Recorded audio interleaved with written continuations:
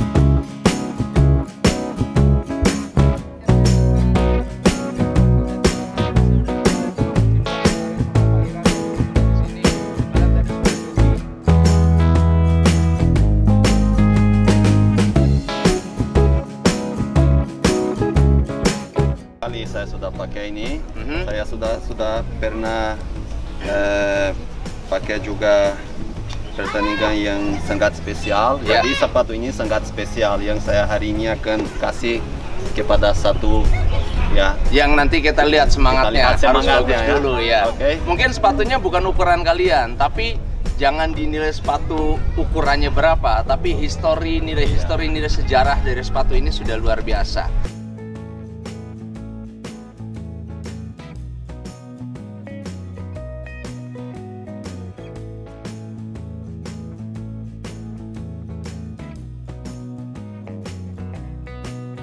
Para eles sempre escutarem dos pais deles que eles sempre querem o melhor para eles. Jadi kalian selalu dengar ya orang tua, karena mereka pasti akan mau yang terbaik buat kalian masing-masing. Oke. Tepuk tangan dulu dong. Oke, jadi itu sedikit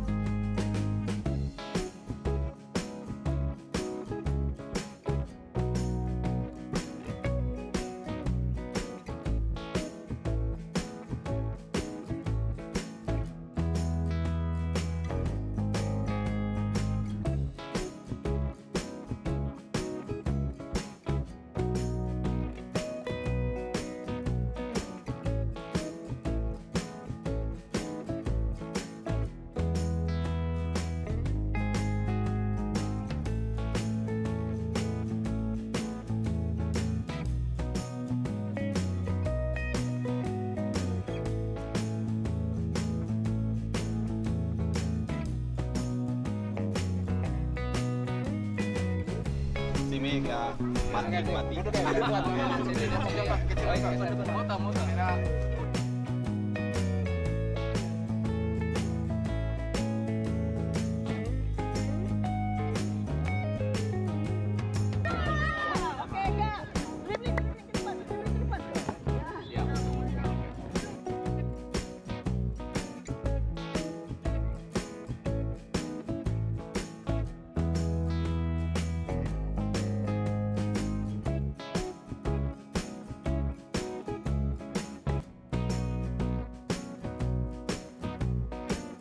Selamat pagi, hari ini saya lagi berada di lapangan KONI untuk memberikan satu konten di channel TikTok Football First. Kebetulan lagi ada dua teman saya, ada Otavia Dutra dan Renan Silva yang hari ini lagi libur sih dari liganya lagi tidak berjalan, mereka lagi nggak ngapa-ngapain.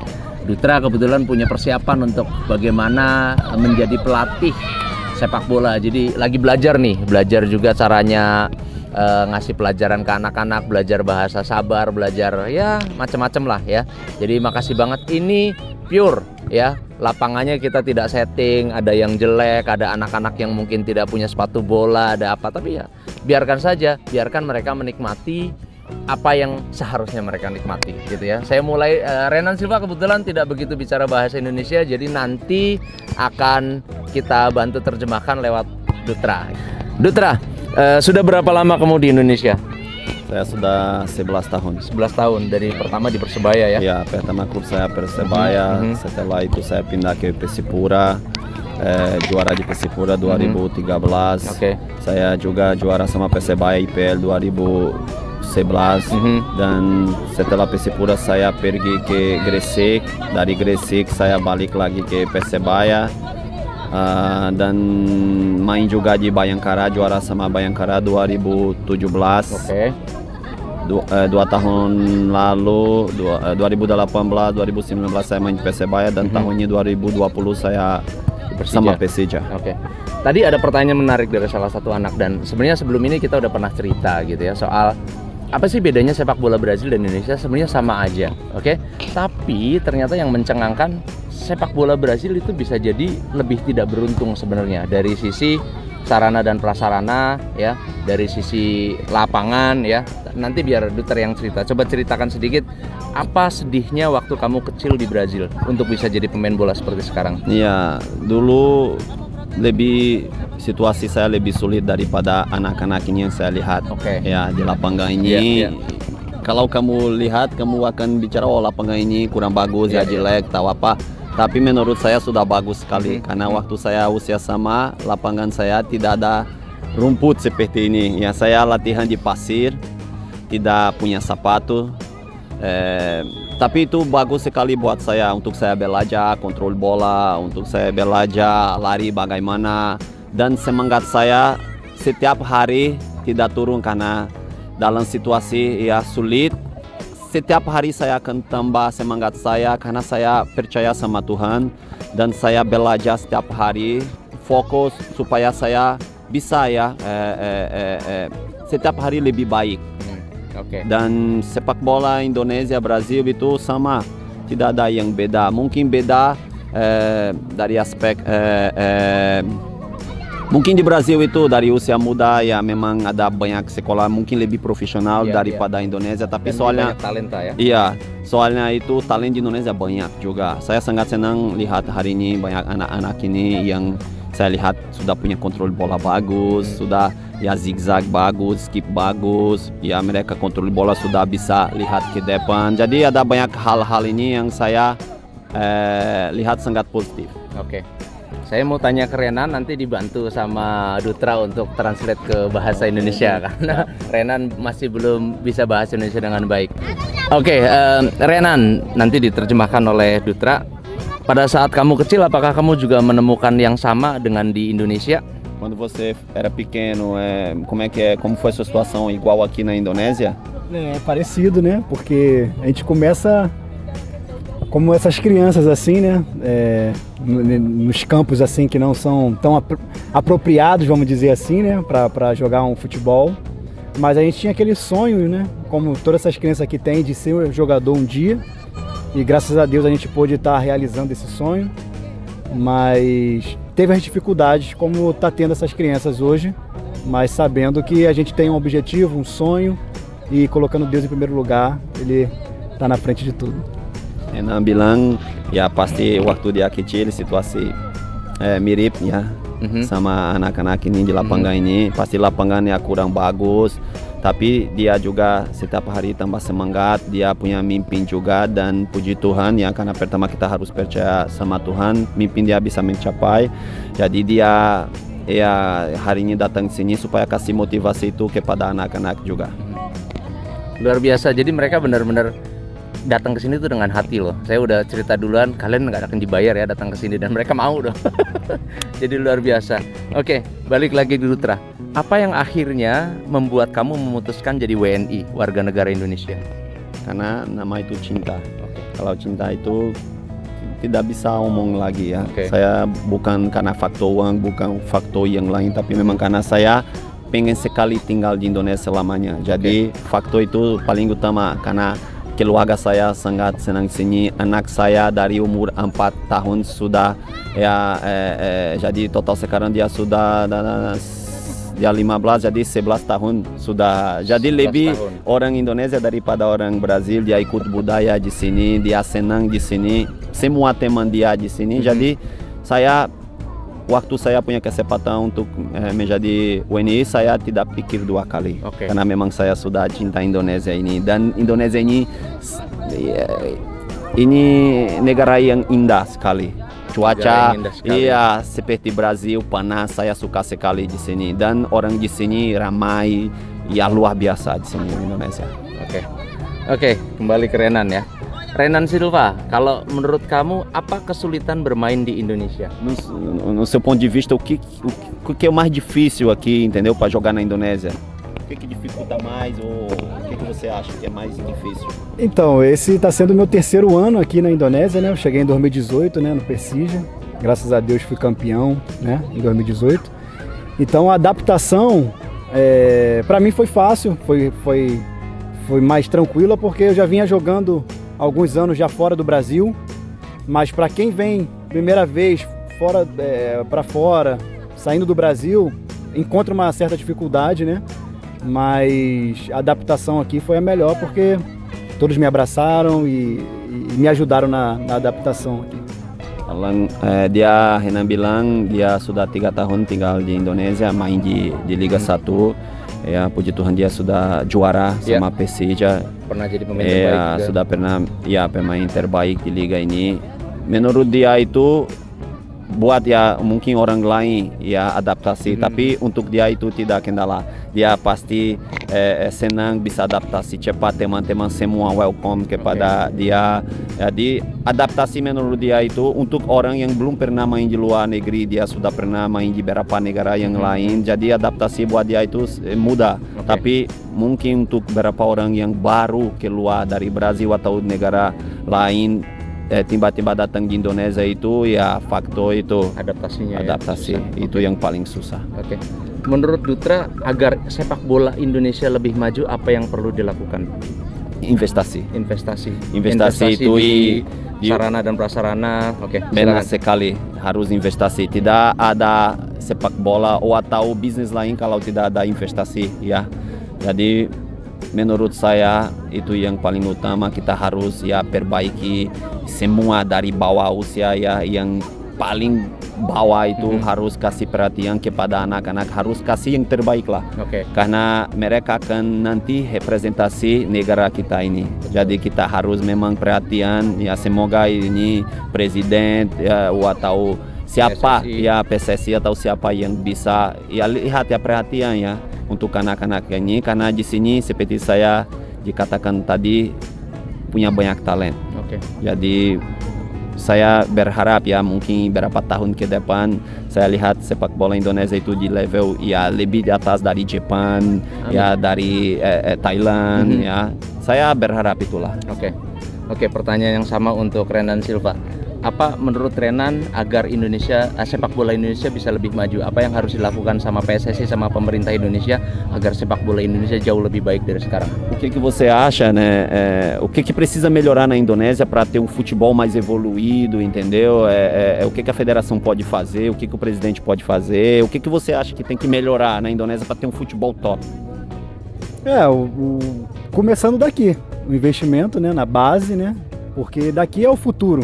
Aqui vai ser o futuro que vai ser a seleção daqui a alguns anos, né? Então, eu penso que a federação tem que olhar mais para esses projetos, olhar mais para essas crianças, porque investindo nelas, daqui a 10 anos, elas vão estar servindo a seleção, né? O país. Então, eu penso, eu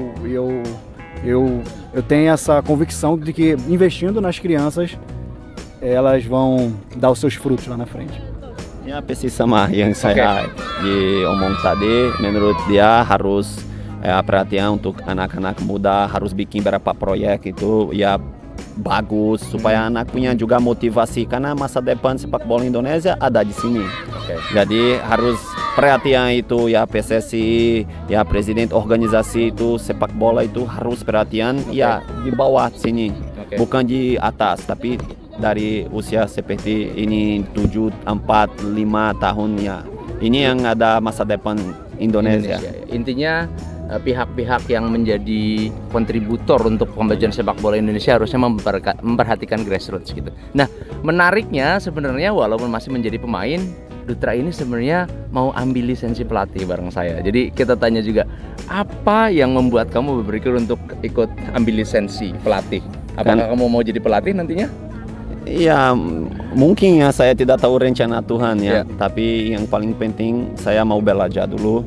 Mau belajar ya sama tema ini saya sama beberapa teman nanti yang saya akan ikut khusus.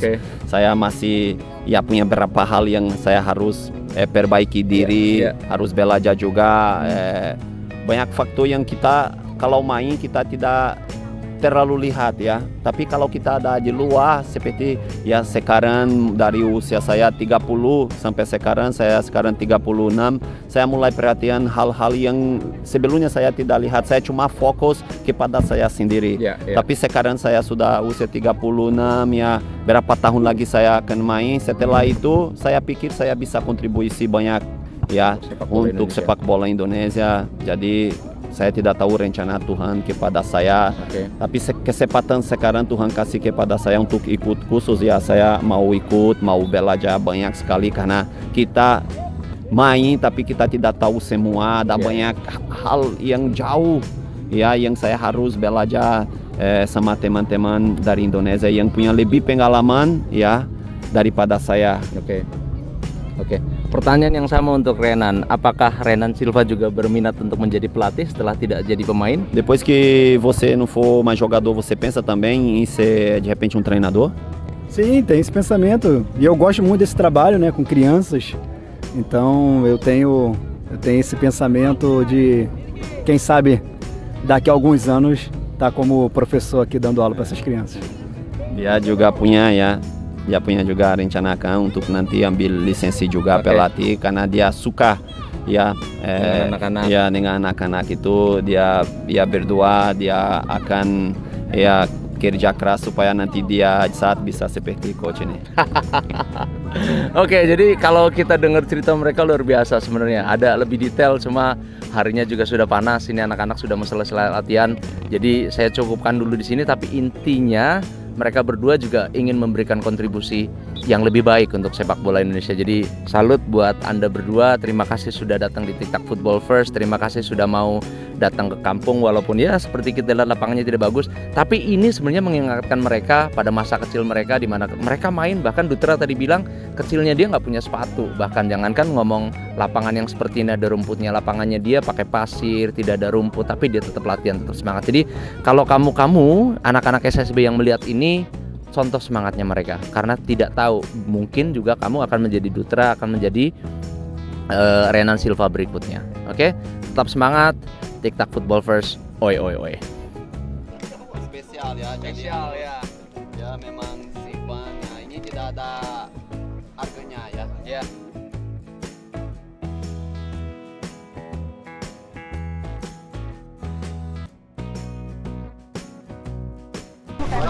Ini sudah ada nama saya Dutra dan ini sudah ada 5. Ya, oke. Karena saya biasa tanda-tanda seperti itu sudah masuk nama Dutra dan nomor 5. Nomor 5, nomor favoritnya dia 5. Ya, nomor saya favorit di Indonesia ini dari 2010 yang saya berada di sini. Ya sudah berapa tahunnya. Saya selalu pakai ini dan nomor ini buat saya sangat spesial. Saya sangat senang, saya sangat happy sekali bisa datang di sini. Ya, saya banyak momentum masuk kepala saya ingat waktu saya kecil juga. Itu ya Tuhan kemarin bilang sama saya waktu saya ngomong sama coach saya harus datang sini. Saya tidak tahu kenapa ya. Tuhan punya rencana buat kalian. Mungkin ada anak yang datang di sini untuk latihan tidak punya motivasi, saya tidak tahu. Mungkin ada orang tua yang datang di sini juga bisa mungkin kasih motivasi lebih buat anak-anak. Karena waktu saya kecil, mama saya tidak kasih support kepada saya. Papa saya tidak ada dari kecil, cerai langsung. Jadi yang jaga saya mama saya. Makan, saya tidak punya juga. Saya makan hampir setiap hari nasi sama telur. Telur mama saya sampai bercanda sama saya, telur paling bawah nasi di atas. Saya bilang, mana daging mama? Oh, di bawah. Makan dulu. Saya papa datang telur lagi ya. Tapi ya, itu memang yang apa yang mama bisa kasih ya buat saya. Tapi saya setiap hari bicara mama, nanti saya akan kasih yang terbaik buat mama. Rumah, mobil, nggak tahu apa kalian ya pikir. Jadi saya datang sini saya tidak tahu kenapa. Kalian aja yang tahu. Oke? Jangan ya cemburu, jangan kenapa dokter tidak kasih sepatu buat saya. Jangan pikiran seperti itu. Ambil momentum ini yang saya sama Renan datang di sini sebagai motivasi. Kalian bisa lihat kita ini berdua, dia juga dari keluarga miskin seperti saya. Tapi sekarang kita punya semua, punya rumah, punya mobil, punya istri cantik, punya semua. Puji Tuhan kita punya. Tapi jangan lihat itu saja. Perjalanan kita, sangat susah. Saya tidur di bawah apa namanya itu yang tribun tuh. Saya tidur di sana sama 50 orang lain yang saya tidak kenal. Saya pergi untuk ya klub jauh dari mama saya belum pernah ke mana-mana. Tapi waktu itu mama puji Tuhan kasih support pada saya. Oke, kamu mau, oke, kamu ke sana. Saya umur 13 tahun. Saya tidak takut karena saya pengen sekali saya mau bantu mama saya. Banyak masalah, ya ada banyak masalah. Ada banyak kali saya tidak punya uang untuk telepon mama saya karena jauh kan. Tidak ada uang ya. Sekarang semua punya WhatsApp ya. Sekarang mudah sekali. Dulu nggak ada. Saya harus cari telepon di mana-mana. Datang sana. Kita juga telepon cepat. 2 menit mama oke. Gimana? Oh ya sini baik mama. Banyak masalah. Tapi saya tidak mungkin bicara mama saya ada problem, ada masalah di sana. Karena kalau saya bicara pasti dia akan pulang saja. Saya tambah sedih juga.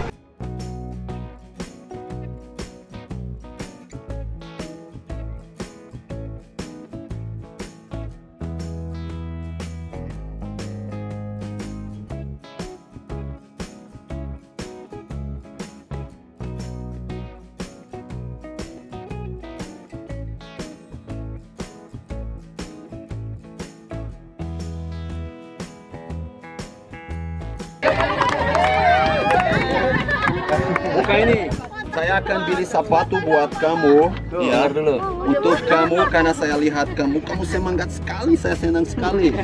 Meskipun sepatu, tidak sepatu untuk bola ya.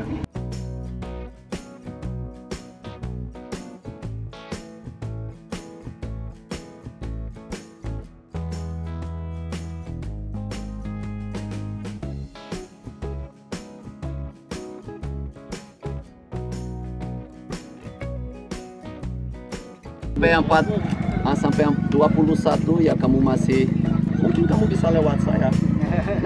Semoga nanti kamu bisa pakai, oke? Ini buat kamu dari hati saya. Tepuk tangan dong.